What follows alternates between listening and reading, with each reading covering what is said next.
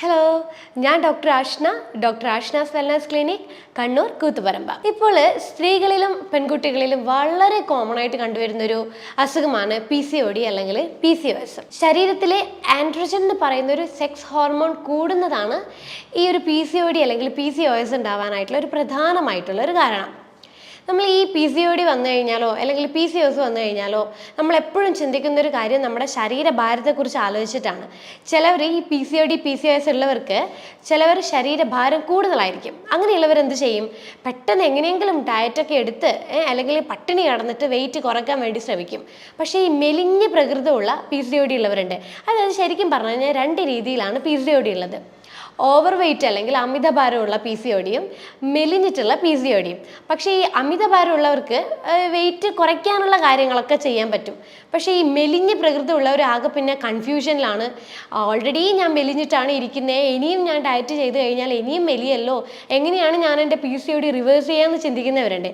പക്ഷേ ഈ മെലിഞ്ഞ പ്രകൃതമുള്ള PCOD എന്ന് പറയുന്നത് ജനറ്റിക്കലി വരുന്ന ഒരു PCOD ആണ്.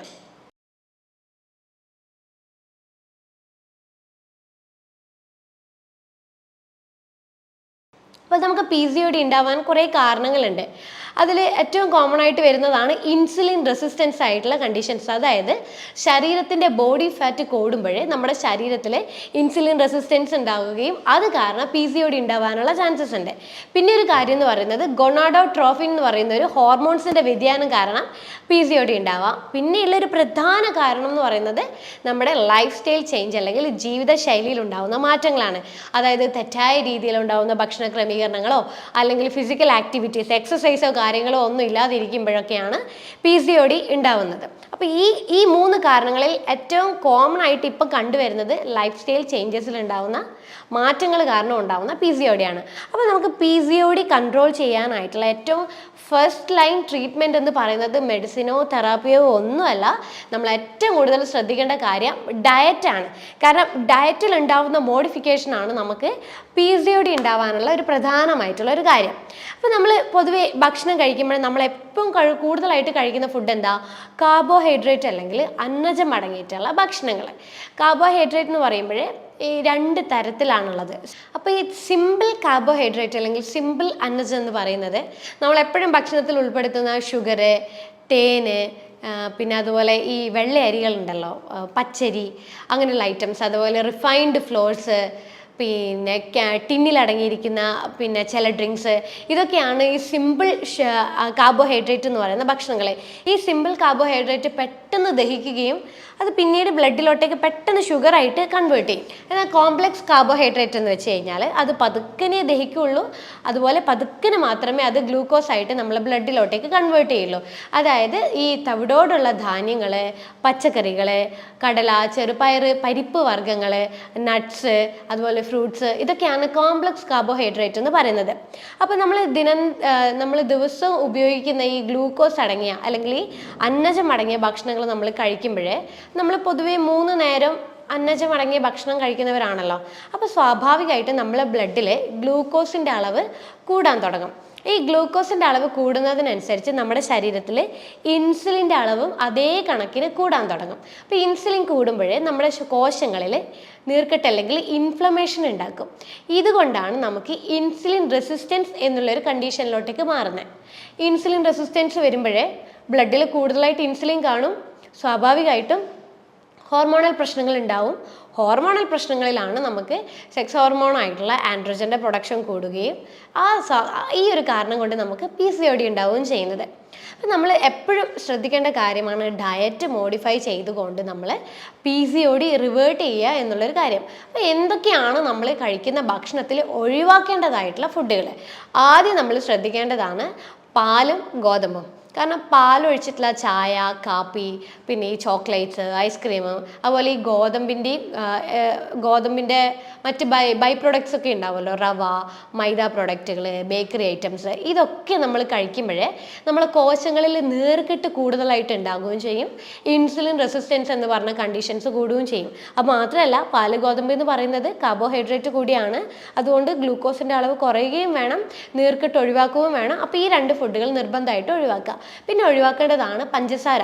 നിങ്ങൾ സ്ഥിരമായിട്ട് ചായയിലോ അല്ലെങ്കിൽ ജ്യൂസിലോ എന്തിലെങ്കിലായിട്ട് നിങ്ങൾ പഞ്ചസാര ഉപയോഗിക്കുന്നുണ്ടെങ്കിൽ സ്ട്രിക്റ്റ് ആയിട്ട് പഞ്ചസാര ഭക്ഷണത്തിൽ നിന്ന് പൂർണ്ണമായിട്ട് ഒഴിവാക്കുക. കാരണം പഞ്ചസാര ഗ്ലൂക്കോസ് ആണ്, ഇൻസുലിൻ റെസിസ്റ്റൻസ് കൂട്ടും, PCOD നമുക്ക് റിവേഴ്സ് ചെയ്യാൻ ഒരിക്കലും പറ്റില്ല. പിന്നെ ഉള്ളത് റിഫൈൻഡ് ഓയിൽസ്, അതായത് സൺഫ്ലവർ ഓയിൽസ്, പാം ഓയിൽ, അങ്ങനെയുള്ള കുറച്ച് ഓയിൽസ് അവൈലബിൾ ഉണ്ടല്ലോ.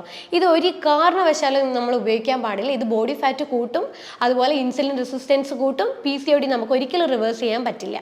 പിന്നെ ഈ ബേക്കറി പ്രൊഡക്ട്സ്, ഡീപ്പ് ഫ്രൈ ചെയ്തിട്ടുള്ള ഈ ട്രാൻസ് ഫാറ്റ് അടങ്ങിയ ഫുഡുകൾ, ഇതൊക്കെ പൂർണ്ണമായിട്ട് നമ്മൾ ഭക്ഷണത്തിൽ നിന്ന് ഒഴിവാക്കാൻ വേണ്ടി ശ്രമിക്കാം. പിന്നെ നമ്മളൊരു ഡയറ്റ് ഫോളോ ചെയ്യുമ്പോൾ ആ ഡയറ്റ് എപ്പോഴും കുറച്ച് നാളുകളോളം നമ്മൾ സ്ട്രിക്റ്റ് ആയിട്ട് ഫോളോ ചെയ്യുക. അല്ലാതെ നമ്മൾ ഓവർ വെയിറ്റ് ആയിട്ടുള്ള PCOD ഉള്ള ആൾക്കാർ, അല്ലെങ്കിൽ അമിതവണ്ണമുള്ള PCOD ഉള്ള ആൾക്കാർ ഈ പട്ടിണി കിടന്നിട്ട് നമ്മൾ പിന്നെ PCOD റിവേഴ്സ് ചെയ്യണമെന്ന് വിചാരിച്ചു കഴിഞ്ഞാൽ ഒരിക്കലും നടക്കുന്ന കാര്യമല്ല. കാരണം നമ്മൾ പട്ടിണി കിടക്കുമ്പോൾ ഒരു തരത്തിലുള്ള ന്യൂട്രീഷൻസും നമ്മുടെ ബോഡിയിലേക്ക് വരില്ല. അപ്പം അങ്ങനെ ചെയ്യുമ്പോൾ നമ്മുടെ ശരീരത്തിൽ നിന്ന് ഉണ്ടാവും പോഷകാഹാരക്കുറവ് വരും. പോഷകാഹാരക്കുറവ് വന്നു കഴിഞ്ഞാൽ എഗെയിൻ അത് പിന്നെയും ഹോർമോണൽ ഇംബാലൻസ് ക്രിയേറ്റ് ചെയ്യും, ഇൻസുലിൻ റെസിസ്റ്റൻസ് പ്രശ്നങ്ങൾ കൂടും, PCOD പിന്നെയും കൂടാൻ തുടങ്ങും. എന്നല്ലാതെ ഒരിക്കലും PCOD നമ്മൾ പട്ടിണി കിടന്നത് കൊണ്ടോ അല്ലെങ്കിൽ ഫുഡ് മൊത്തത്തിൽ സ്കിപ്പ് ചെയ്തുകൊണ്ടോ നമുക്ക് ഒരിക്കലും PCOD റിവേഴ്സ് ചെയ്യാൻ പറ്റില്ല. അതുകൊണ്ട് നമ്മളൊരു ഡയറ്റ് ഫോളോ ചെയ്യുമ്പോൾ അതിൻ്റേതായിട്ടുള്ളൊരു ശരീരത്തിന് ആവശ്യമുള്ള ഫുഡുകൾ ഏതാണെന്ന് നോക്കുക, ശരീരത്തിന് വേണ്ടാത്ത ഫുഡുകൾ ഏതാണെന്നുള്ളത് നോക്കുക, ശരീരത്തിൽ കഴിക്കേണ്ട ഫുഡുകൾ ഏതൊക്കെ കുറക്കണം എന്നുള്ളത് നോക്കുക.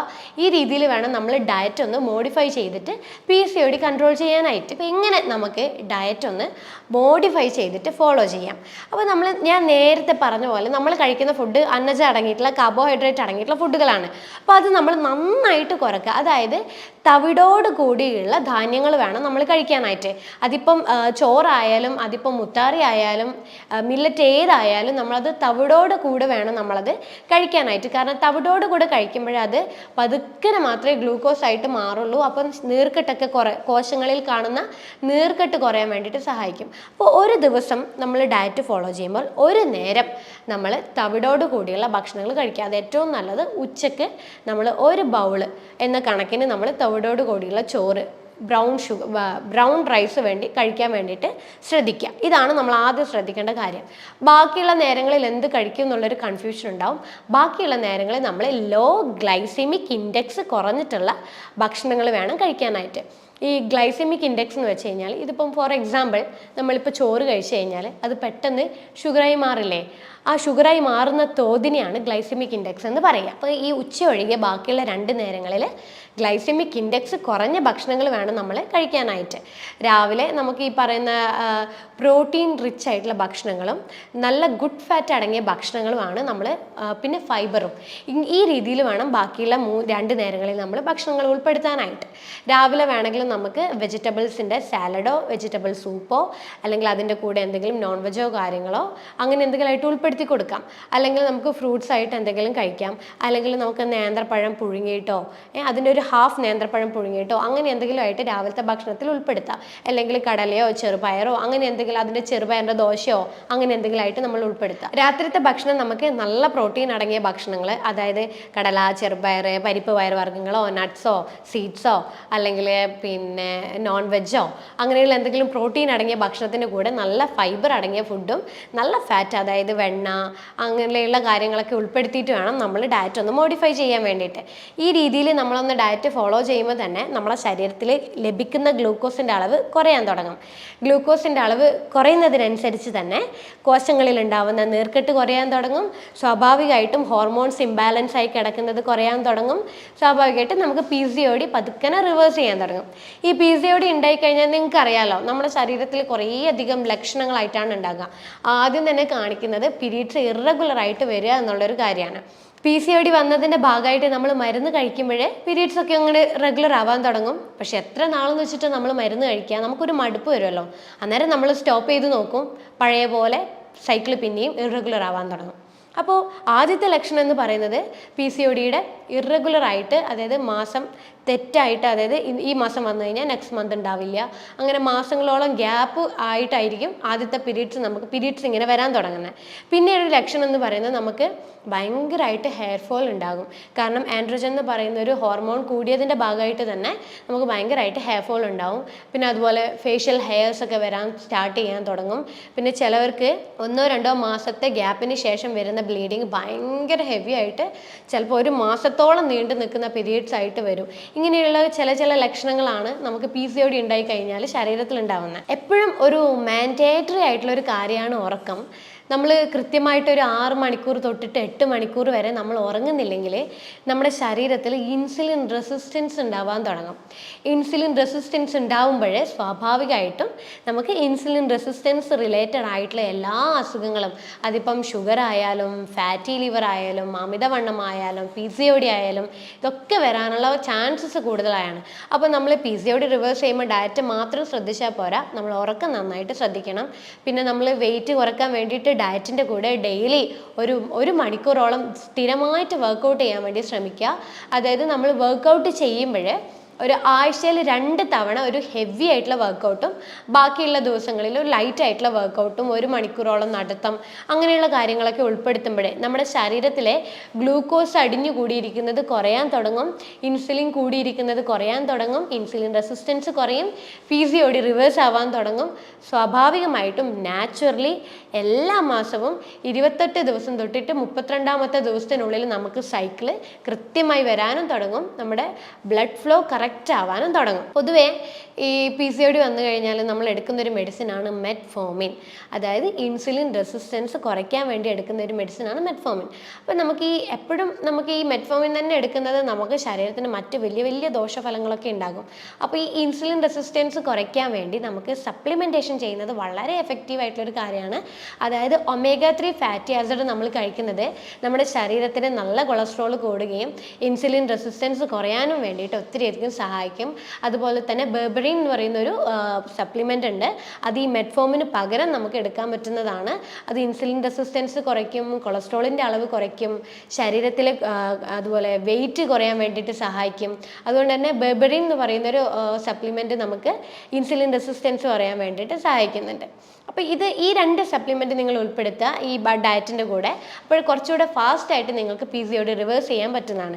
പിന്നെ ഒരു നല്ലൊരു മെത്തേഡ് ഞാൻ പറഞ്ഞുതരാം. വീട്ടിലിരുന്നുകൊണ്ട് തന്നെ നമുക്ക് ഫോളോ ചെയ്യാൻ പറ്റുന്ന ഒരു ഈസി ആയിട്ടുള്ള ഒരു മെത്തേഡ്. അത് വേറെ ഒന്നുമല്ല, സീഡ് സൈക്കിൾ എന്നാണ് ഇതിന് പറയുക. അതായത് നമുക്ക് ഈ PCOD സമയത്ത് ഉണ്ടാവുന്ന ഹോർമോണൽ ഇംബാലൻസ്, അതായത് പ്രത്യേകിച്ച് സ്ത്രീ ഹോർമോൺ ആയിട്ടുള്ള ഈസ്ട്രജൻ, പ്രൊജസ്ട്രോൺ, ഈ 2 ഹോർമോൺസിൻ്റെ ഇംബാലൻസ് ഒന്ന് മാറ്റാൻ വേണ്ടിയിട്ടാണ് ഈ സീഡ് സൈക്കിൾ നമ്മൾ ഫോളോ ചെയ്യാൻ പോകുന്നത്.